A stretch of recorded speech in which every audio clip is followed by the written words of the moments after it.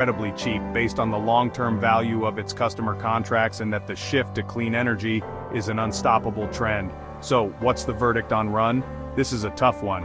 The stock is beaten down, and it could be a classic value trap. Something that looks cheap but keeps getting cheaper. For a new investor, the complexity and the debt load are too risky.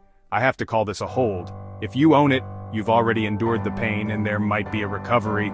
But I wouldn't put new money to work here until we see clear signs that the storm has passed.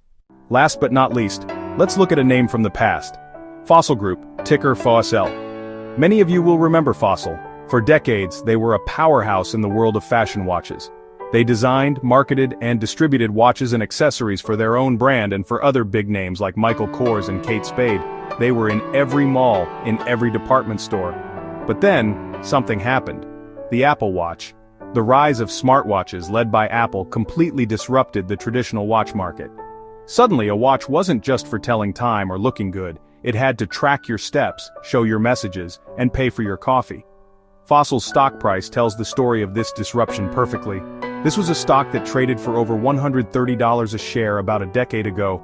Today, it's trading for under $2. It has been an absolute train wreck for long-term shareholders.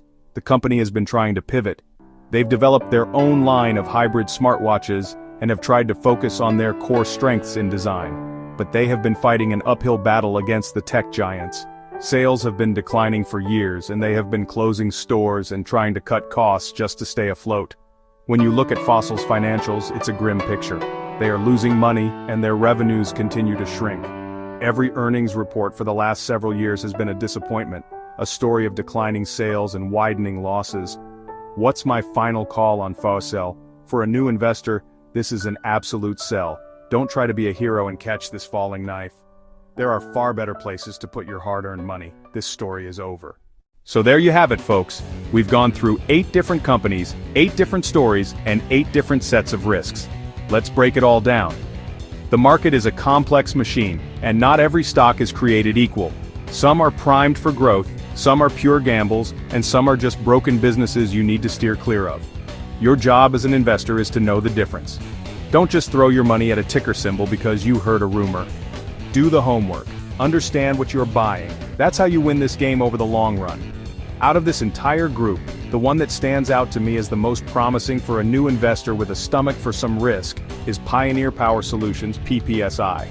It's a real company with real products in a sector, EV infrastructure, that has a decade of growth ahead of it.